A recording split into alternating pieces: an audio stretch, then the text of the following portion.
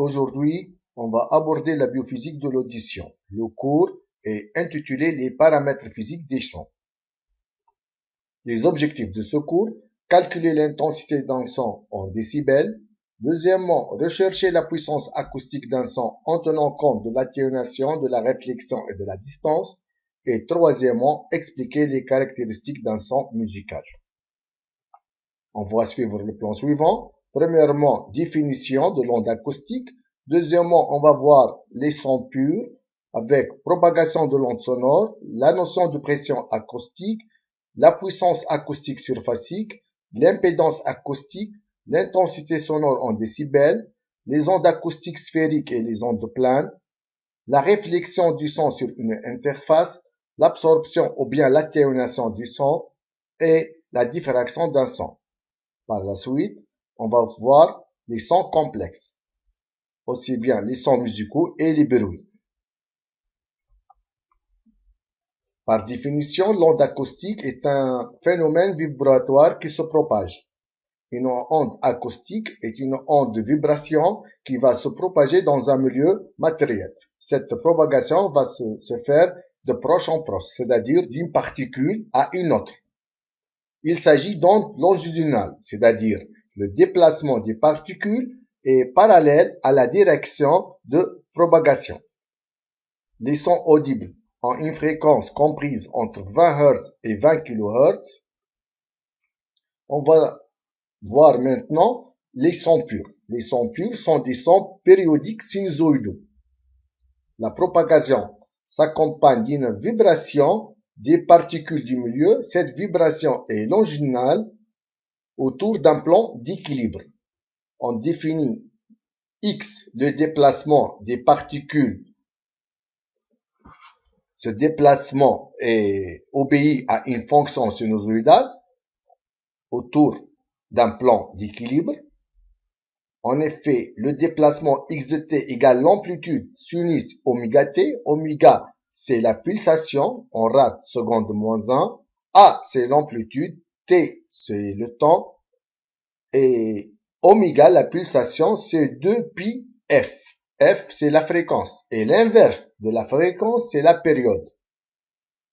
La vitesse de vibration des particules, il suffit de faire le dérivé des fonctions de déplacement. Donc, le dérivé d'une fonction sinus est cosinus. Et on va avoir A oméga sinus oméga t plus pi sur 2. Donc, le dérivé d'une fonction sinus, c'est un cosinus. Et cosinus de pi sur 2 plus x égale sinus de x. L'accélération des particules, il suffit de faire la dérivée de la vitesse. Et on trouve A oméga carré sinus oméga t plus pi. Donc, ici, on schématise les trois fonctions, aussi bien le déplacement des particules, x de t en noir, la courbe de vitesse des particules en bleu et d'accélération en rouge. Maintenant, on va voir la propagation de l'onde sonore. Donc, je vais considérer le point O comme étant le point d'origine. Il s'agit d'une membrane vibrante d'un haut-parleur, par exemple. Et je vais prendre un point M qui est situé à une distance X par rapport au point O, le point d'origine. Donc, la fonction de déplacement du point d'origine, c'est l'amplitude sinus oméga t.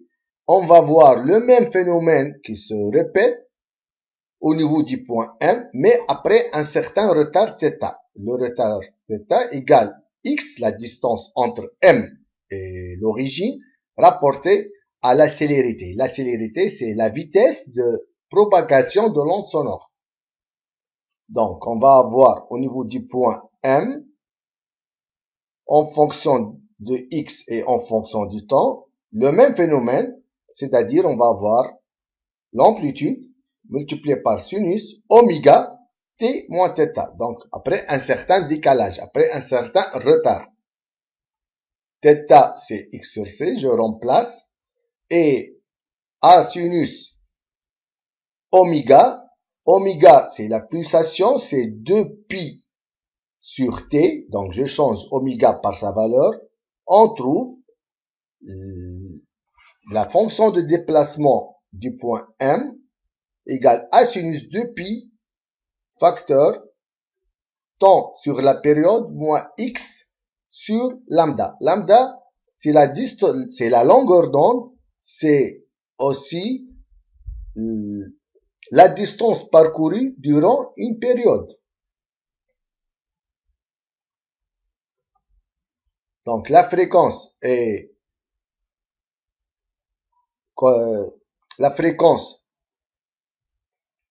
exprimée en Hertz, c'est l'inverse de la période. La célérité, c'est la vitesse de déplacement du son. C'est une vitesse, donc c'est en mètres secondes moins 1. La vitesse, donc, elle dépend des propriétés mécaniques du milieu, ρ, masse volumique, et la compressibilité. Et on démontre que la célérité égale l'inverse de la racine carrée compressibilité fois ρ. Par exemple, pour l'air à 20 degrés Celsius, la célérité est de 344 mètres secondes moins 1. Pour l'eau, à 17 degrés Celsius, la célérité est 1430 mètres secondes de moins 1. Lambda, la longueur d'onde, qui est égale C multiplié par la période, c'est la distance parcourue durant une période. Maintenant, on va voir la notion de pression acoustique. Donc, je vais prendre la fonction de déplacement à un instant de temps bien déterminé. On va prendre la courbe qui décrit le déplacement des particules en fonction de la distance x par rapport à l'origine. Donc, ici, c'est le point d'origine. X selon l'axe des x. La valeur de déplacement des particules selon l'axe des ordonnées.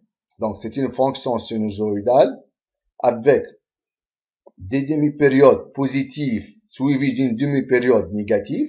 Donc, pendant la demi-période positive, on peut considérer que les particules du milieu s'éloignent du point d'origine. Et durant la demi-période négative, le déplacement donc va se faire dans le sens contraire pour les particules et les particules se rapprochent du point d'origine. Ainsi de suite. Donc, au point A, qu'est-ce qu'on va avoir? On va avoir rapprochement des particules de part et d'autre. Donc, on va avoir une augmentation de la pression au point A. C'est une surpression. Au point C, donc, les particules s'éloignent. Donc, il y a diminution de la pression au niveau du point C. Donc, c'est une dépression. Donc, ainsi de suite. Et on schématise ici, selon X, l'onde de pression qui obéit elle aussi à une fonction sinusoïdale. Donc, si je compare les deux courbes, celle du déplacement des particules et l'onde de pression, donc, tous les deux sont des fonctions sinusoïdales, mais la fonction l'onde de pression, c'est une fonction qui est en avance d'un quart de période par rapport à la fonction de déplacement. Donc, la pression acoustique P va être égale P0, la pression maximale sinus oméga T moins X sur C, plus la période sur 4, parce qu'il y a un avance d'un quart de période. La pression totale au niveau d'un point bien déterminé, ça va être la pression atmosphérique auquel on va ajouter la pression acoustique. Qu'est-ce qu'il faut savoir? Que cette pression acoustique audible, c'est une pression qui est faible. Elle est comprise entre 2 10 puissance moins 5 jusqu'à 20 pascal. En plus, vous remarquez que la variation est importante. Donc, de 2 10 puissance moins 5 à 20 pascal, c'est un rapport de 10 exposant 6. Le microphone ou bien la membrane tympanique au niveau de l'oreille, tous les deux jouent le rôle d'un capteur de pression acoustique. Cette pression acoustique est égale à la masse volumique multipliée par la vitesse de vibration des particules du milieu multipliée par la célérité qui est la vitesse de propagation de l'onde sonore. Maintenant, on va voir la notion de puissance acoustique surfacique. Donc, vous avez des particules qui vibrent. Donc, c'est un mouvement oscillatoire des particules. Et ce mouvement, donc, va donner lieu à une énergie cinétique. On va définir la puissance acoustique surfacique notée W. C'est l'énergie cinétique transportée par le son par unité de surface et par unité de temps. Donc, elle va être exprimée en watts parce que c'est une puissance.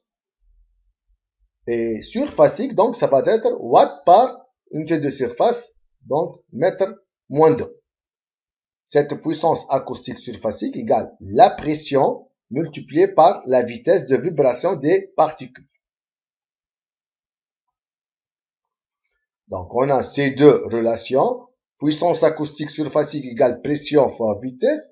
Pression égale ρ fois vitesse fois la célérité. Donc, la puissance acoustique surfacique, c'est la pression au carré sur ρc. Donc, quelles sont les conséquences? Étant donné que la pression ici est très faible, la puissance acoustique surfacique aussi, elle est très faible. Donc, 5 millions de personnes en conversation normale, la puissance acoustique surfacique, c'est 5 watts seulement. Donc, c'est très, très faible. Deuxièmement, la pression qui varie d'un rapport 10 exposant 6, la puissance acoustique surfacique qui est le carré de la puissance va varier d'un rapport 10 exposant 12. Maintenant, on va voir la notion d'impédance acoustique, notée Z. C'est quoi l'impédance acoustique? C'est la résistance du milieu à la propagation des ondes sonores. Donc, vous avez ici différents milieux, l'air, poumon, tissu mou, os, ainsi de suite. La célérité correspondante et l'impédance. Donc, l'impédance est proportionnelle à la célérité, comme vous le remarquez. Et on démontre que l'impédance égale ρ, masse volumique, multipliée par la célérité. Maintenant, la notion d'intensité sonore est décibels. Par définition, l'intensité sonore en décibels, c'est 10 log décimal, la puissance acoustique du son concerné, auquel on va calculer son intensité en décibels, rapporté à W0. C'est quoi W0? C'est une puissance acoustique surfacique d'un son de référence qui est déterminé chez une population américaine et W0 elle est égale à 10 exposant moins 12 watts mètre moins 2. Bien entendu, à 1000 Hz. Cette puissance acoustique surfacique d'un son de référence correspond à la plus faible puissance acoustique surfacique qui est audible pour un observateur moyen. C'est-à-dire, au-dessous de cette puissance acoustique surfacique, le son n'est pas audible. Vous avez ici, sur ce tableau, des exemples d'intensité sonore. Donc, la limite d'audibilité à 1000 Hz, c'est 0 décibels. Conversation courante, c'est 50. Un coup de tonnerre proche, c'est 120 décibels, ainsi de suite. Donc, c'est juste des exemples. Maintenant, on va voir la propagation de l'onde sonore, qui peut se faire soit sous forme d'onde acoustique sphérique, ou bien sous forme d'onde plane. Donc, pour les ondes sphériques, c'est-à-dire le front d'onde est sphérique. C'est comme la lumière, c'est une propagation sous forme sphérique.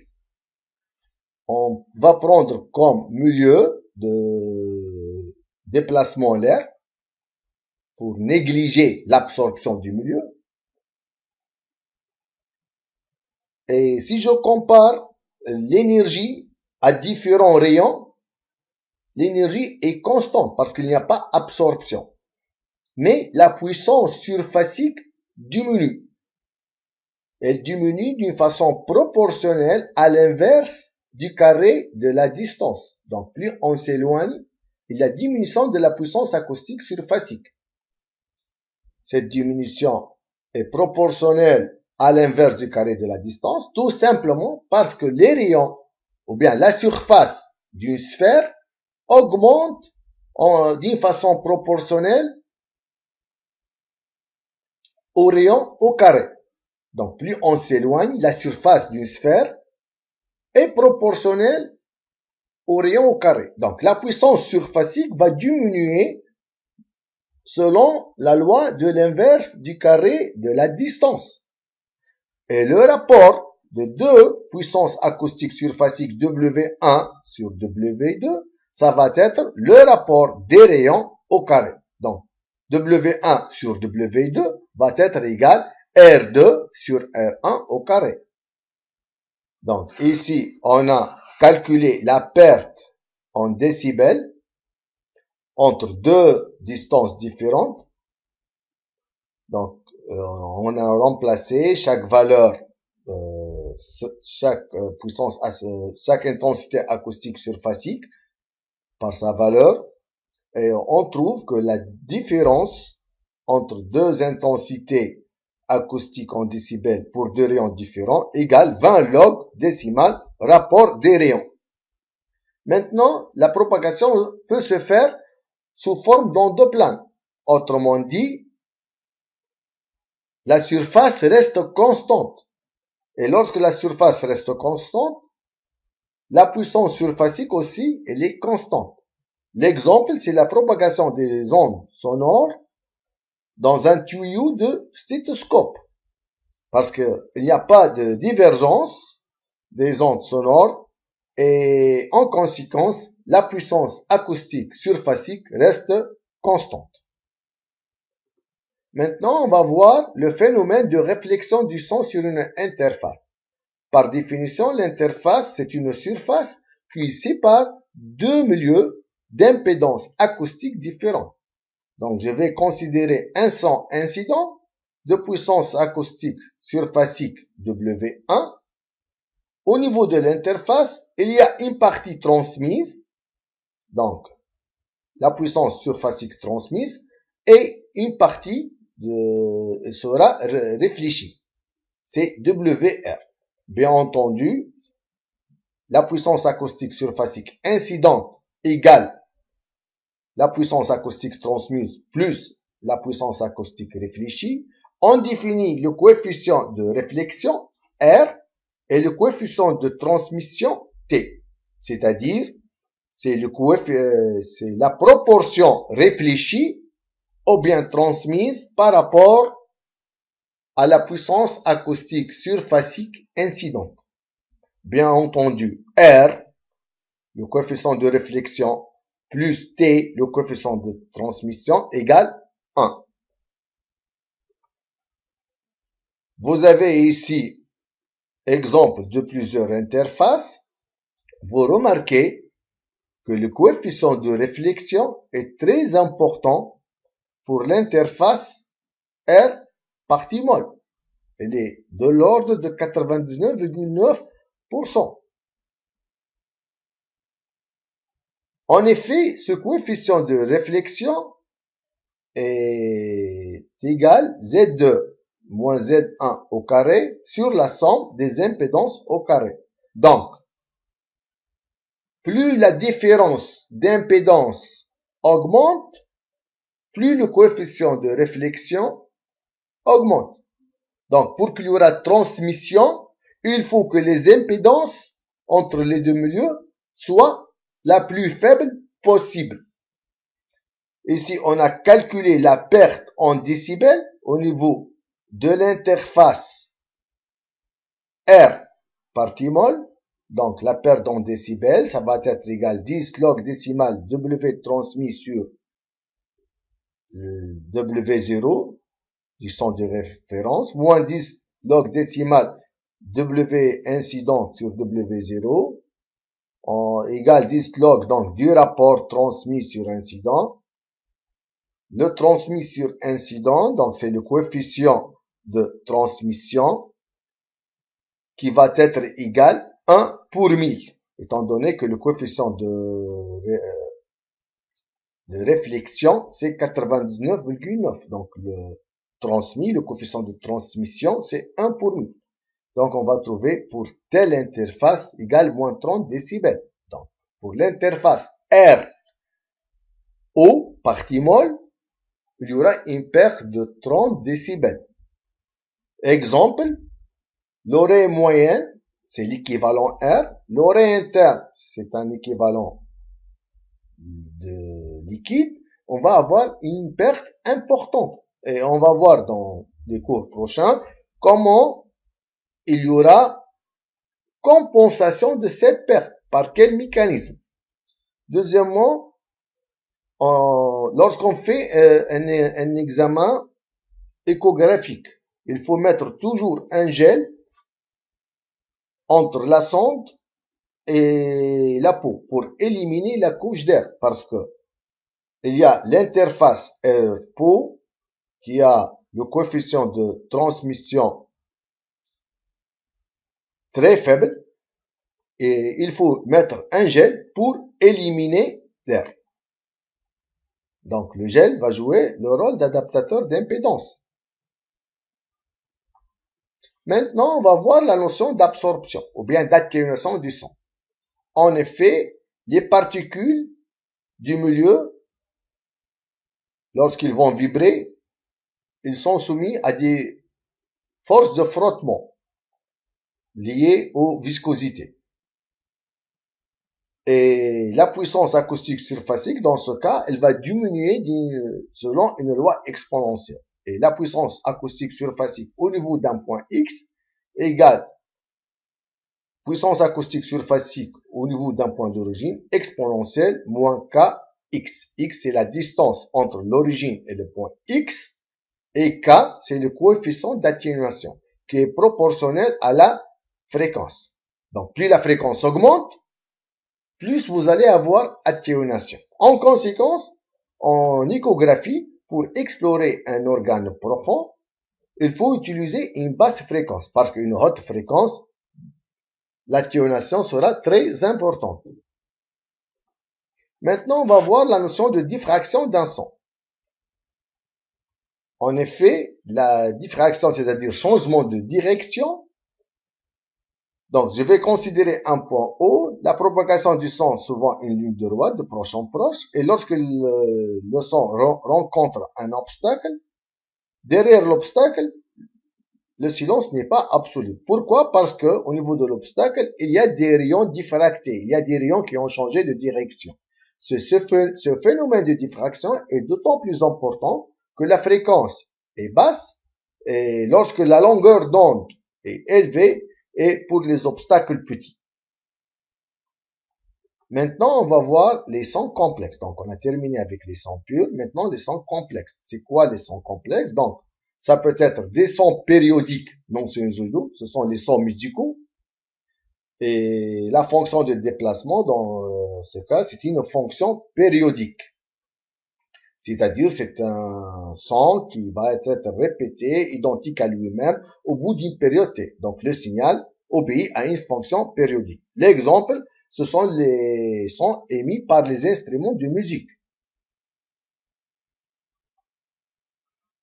Cette fonction périodique, en fait, mathématiquement, c'est la somme de plusieurs sons sinusoïdaux de fréquence F, 2F, 3F, ainsi de suite. La fréquence F, donc il suffit de faire la somme de ces différentes fonctions sinusoïdaux, on va retrouver notre fonction périodique. La fréquence F est appelée la fréquence fondamentale. C'est la fréquence aussi qui détermine la note musicale. Do, bien Ré ou bien Mi. Et les autres fréquences, 2F, 3F, sont des harmoniques. Et quelle est la différence entre le Do, par exemple, d'un instrument tel qu'un piano ou bien une flûte. Donc, la première fréquence fondamentale, on va la trouver dans les deux instruments. C'est le même Do. Mais pourquoi il y a différence entre les deux instruments? Tout simplement, ça dépend de la richesse en harmonique. Donc, on va trouver beaucoup plus d'harmonique pour tel ou tel instrument.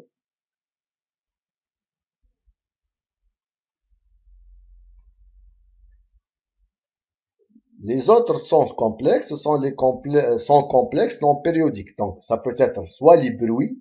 Il y a les bruits à caractère musical, tels que le son émis par des cloches. Dans ce cas, il y a un nombre fini de fréquences, mais ces fréquences ne sont pas en rapport avec une fréquence fondamentale.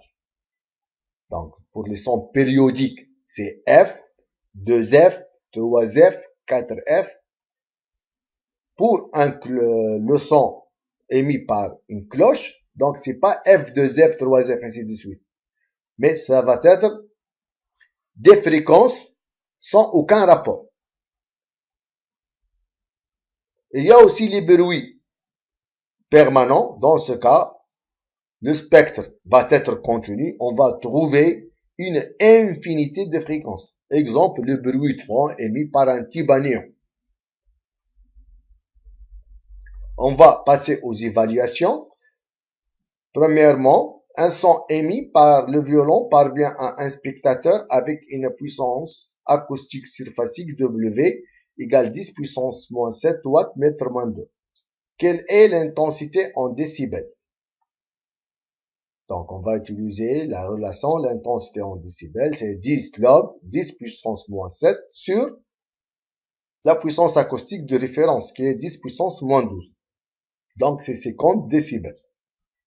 Deuxièmement, quelle est l'intensité sonore en décibels pour 10 violons émettant chacun une puissance acoustique surfacique W égale 10 puissance moins 7 watts mètre moins 2. Donc, la règle, il ne faut jamais additionner des décibels. Si vous avez, par exemple, 10 décibels plus décibels, c'est pas 20. Mais, lorsqu'on va additionner le son émis par deux instruments, 10 décibels plus décibels, il faut sommer les puissances acoustiques surfaciques. Donc, vous avez 10 violons, chacun va émettre 10 puissance moins 7 watts mètre moins 2. Donc, la somme des puissances acoustiques surfaciques, c'est 10 multiplié par 10 puissance moins 7. Et l'intensité en décibels, donc, c'est 10 log 10 multiplié 10 puissance moins 7 sur 10 puissance moins 12, sont des références. Donc, ça va être 60 décibels. Évaluation 2. On considère une source ultrasonore avec propagation sphérique dans le muscle. Son intensité I0 à 1 cm de la source est de 0,02 watts cm moins 2. Calculer son intensité I à 5 cm de la source. On donne le coefficient d'absorption K pour le muscle égale 0,15 cm moins 1. Donc, vous avez ici deux phénomènes. Il y a premièrement la propagation sphérique qui obéit à la loi de l'inverse du carré de la distance. Deuxièmement, vous avez le phénomène d'atténuation, d'absorption, avec K, le coefficient d'atténuation qui est égal à 0,15 cm moins 1. Donc, effet atténuation et distance. Donc, l'intensité à 5 cm sur l'intensité à 1 cm va être égal au rapport des distances au carré multiplié par l'effet d'atténuation. Donc, c'est exponentiel moins K, coefficient d'atténuation, sur la distance parcourue. Donc, de 1 à 5 cm. Donc, ça va être 5 moins 1, c'est 4 cm. Donc, l'intensité à 5 cm va être égale 4,39 10 puissance moins 4 watts cm moins 2. Évaluation 3. Deux instruments de musique sont joués ensemble.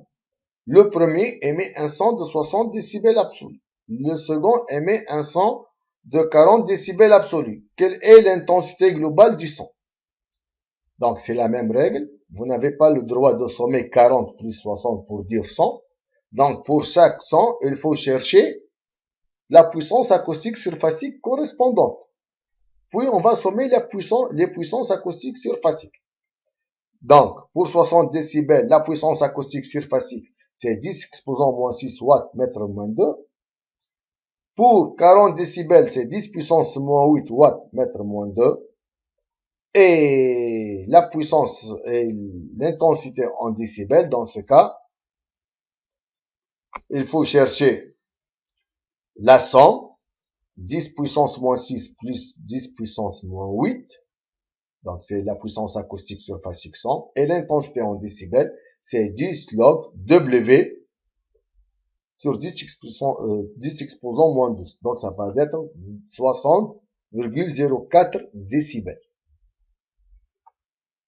Dernière évaluation, soit deux milieux différents séparés par une interface. Calculer la puissance acoustique surfacique transmise en fonction de la puissance acoustique incidente. Dans les deux cas suivants. Premier cas, Z égale 1,35 et Z2 égale 1,62. Dans le second cas, Z1, premier milieu, donc 1,35 et Z2, du deuxième milieu, 15 kg, mètre moins 2, seconde moins 1. Donc, premièrement, on sait que R, coefficient de réflexion, plus le coefficient de transmission égale à 1. Et le coefficient de réflexion, c'est la différence d'impédance au carré sur la somme des impédances au carré. Donc, le coefficient de transmission va être égal, donc WT sur WI égale 4Z1 Z2 sur la somme au carré. Donc, dans le premier cas, en faisant le calcul, on trouve 99,17%. Dans le second cas, ça va être 30,3%. Donc, qu'est-ce que vous remarquez? Comparez les deux résultats. Donc, dans le premier cas, le coefficient de transmission est beaucoup plus élevé par rapport au deuxième cas, tout simplement parce que les impédances acoustiques ici sont très proches. Donc, plus l'impédance acoustique, plus la différence augmente, plus la différence diminue, plus le coefficient de transmission augmente. C'est pour cela on doit éliminer la couche d'air par un jet lorsqu'on va faire un examen échographique. Parce que l'interface R partie molle a un coefficient de transmission qui est faible. Donc les ondes ultrasonores ne peuvent pas traverser cette interface. La totalité de l'énergie, de la puissance va être réfléchie dans ce cas. Donc il faut mettre un jet pour que les ondes ultrasonores peuvent traverser cette interface. Merci pour votre attention.